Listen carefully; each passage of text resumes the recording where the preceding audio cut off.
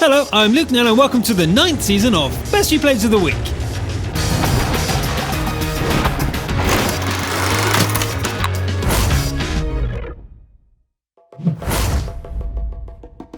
Let us begin this season with a good old Panther 2 on classic Malinovka.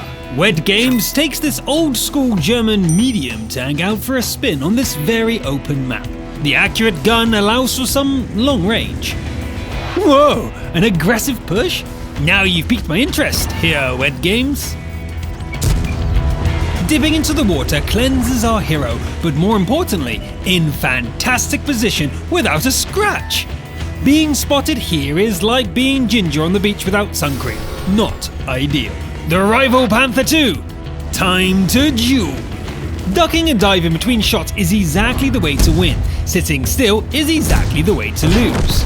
With their flank exposed, there's little the Jagd Panther and the AMX 5100 can do as the crossfire smelts them. Scorp! Remember your training, young Wed Games. The Scorp was fully aware, but our hero is a Class A tanker and got the hell out of Dodge. Excellent! Even though red base looks open, there's very little cover to advance, so let the sniping begin. 550 plus meters is long range. This doesn't seem the most effective use of time and ammo, Wed Games. But this looks highly risky. In for a penny. The map lights up and shells fly in. Take cover!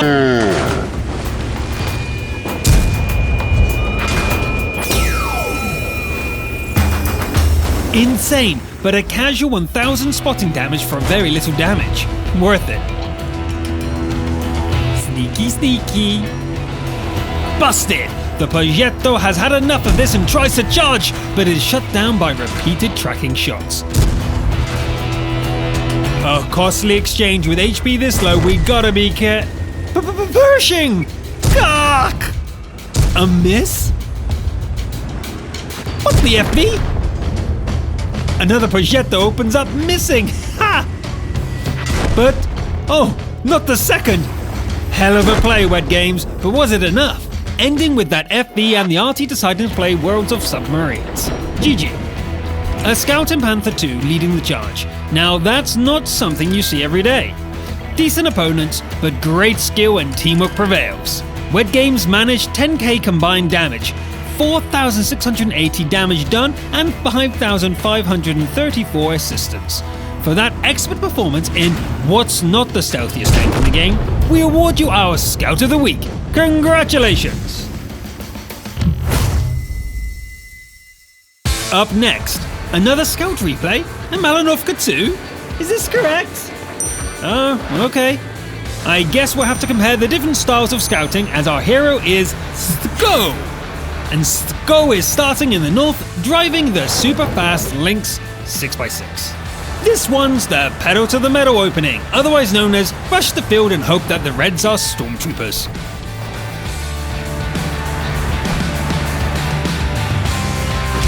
Easy, Tiger. Lynx? Sichgo wanted far more than 1k spotting, so heads back in.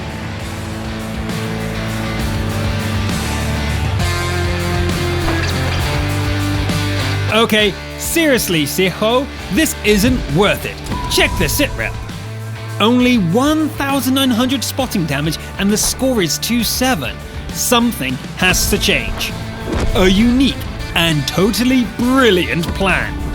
Use the weapon. Cunning. The SU is so far forward it has to be friend-zoned while their IMO dives deep to cross the river. Focus! It didn't take long for more Reds to arrive with the IMO to smash the Green's defensive line. Without this unique spotting, they'll be done for. A UDES flies down the hill in a futile attempt to find the Arctic. Followed by that IMO cresting the hill gives the Go their second kill, exposing the entire battlefield. A charge with a flank exposed is commonly known as suicide.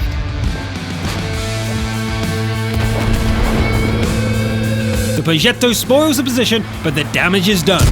Although that Leo will be a problem if it's... shot! With the Leo exploded, That last threat is the dangerous Progetto, and 2 TDs and 2 artillery pieces. Without taking unnecessary risk, our hero spots for the team.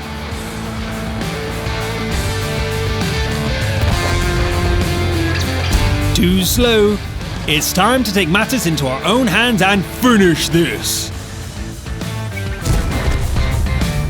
Shh, Challenger. But it misses its shot. And RT. That was close. But when you drive it like you stole it, neither the GW Panther nor the S51 are a match for an agile Lynx. However, when you sit still... Ouch! And that makes our hero a one-shot. Now things could go wrong. Double back, spot for the friendly Tiger P, and finish off the TD without being seen. Just a cowardly T-103 remains. Coming in at this angle was great to keep you hidden. But also the enemy, T-103 at 50 meters. If I was a betting man, a lumbering TD versus an agile Lynx? GG. In the end, Thethko, and I apologize for saying your name so badly this episode, managed 4,325 damage and 4,581 assistance, incredibly also spotting all 15 of the enemy tanks in the process. A second Scout of the Week. Which one did you prefer? Let me know by voting, by clicking the eye in the top corner, or in the comments.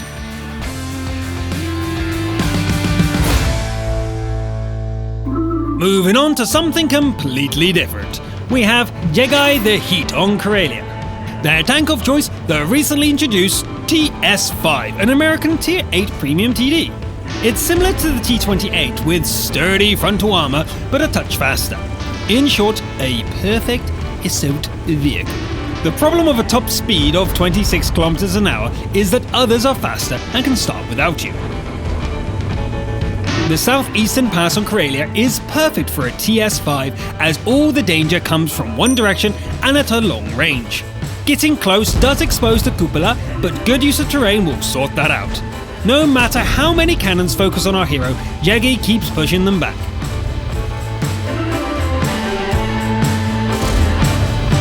That flanking FCM must be taken out as the flat side armor is easy to penetrate as demonstrated by the other TS5. With the front line pushed back, the exposed TDs are challenged to duel. Outcome being Jegi 4, Red 0. Risky shot of the day. Damn! A small mistake of crossing the hill exposes the soft underbelly, causing the first damage of the game. But the German TD paid with their life. Danger, danger! An unspotted charioteer punches our TS5. This could be bad. Ha! It's spotted running away by a lightning-fast assault vehicle. Speed of the wind. We're not out of trouble yet, as the 53 TP attacks. Ouch! Another one like that would be the end. This must be taken carefully. Nice and slow. Gotcha! A heat shell to finish off the game and secure the victory. Solid! Pushing from the front at all times and being a key member of the team. Totally my style of game, deflecting 3,500 damage and dishing out a cold hard 6,294 damage makes Jegi the Heat our steel wall of the week. But was it your best replay of the week? Vote! Next up, we've got a game on Minsk, and our hero is codenamed Charlie DS 3058_1, who hates this school sign in particular. The tank of choice is the Chrysler K, a sturdy American behemoth with a rear-mounted turret. A tight corner is a perfect place for this tank, and Charlie knows it. Using the rear-mounted turret to side scrape makes it almost invulnerable to enemy fire. So does this ISM, but our Charlie knows how to counter side scraping with Gert Big HE shells. Or if the opponents aren't so good at side scraping, just Gert Big shells instead. Some solid early damage and none taken in return. That is, until the TS5 punches straight through the lower plate.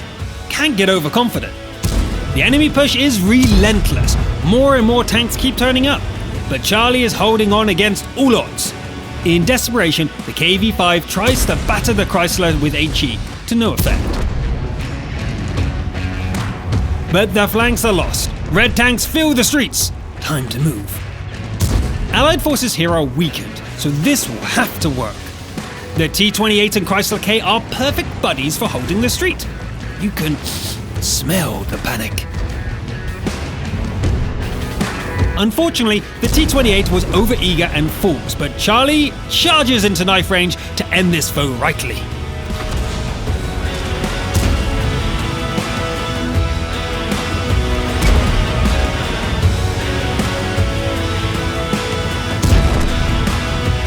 The remaining enemy tanks desperately try to defend their base. Hello, Artie. Don't mind if I do. A full HP Su-101. One wrong move and this could be the end. The Su-101 sees it's being flanked and attempts to escape, but Charlie stops it dead with a Chrysler's heavy hull.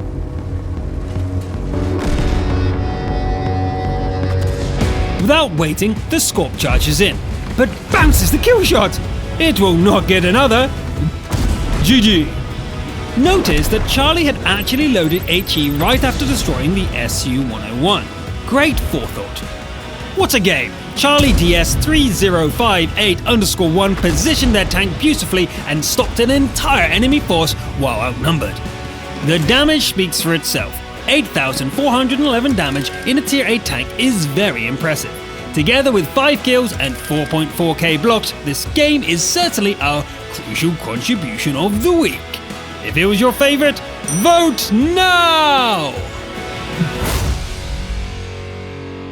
And for the last replay of this episode, we're back on Karelia with Squazer. Their tank of choice is the Udes-16, the recently released tier 9 Swedish medium tank. With its hydraulic suspension and sloped armor, it's one schmexy tank. The northwestern flank offers a few solid positions for the UDS, but one look at the minimap and it's clear that Allied support won't be there. Calling platoon mate, come in platoon mate. They say it takes 2 to tango.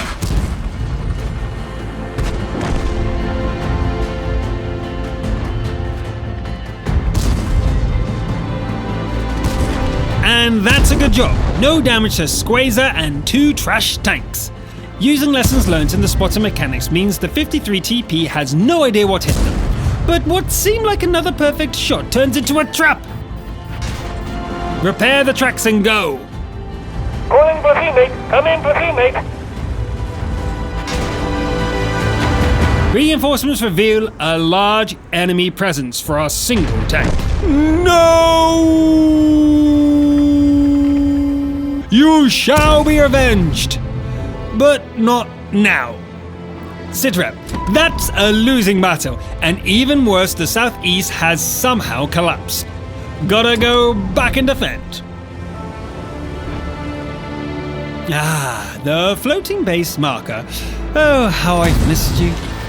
But yes, right, the Reds are no match for a hold down UDES. Gosh, but while the east push has been stopped, the north has fallen, surrounded. The 112 has managed to sneak up through the cap. Our hero has no choice but to turn around and fight the Chinese heavy. The first shot bounces, but so does its. However, I'm not sure Squazer has time to be missing shots at this point.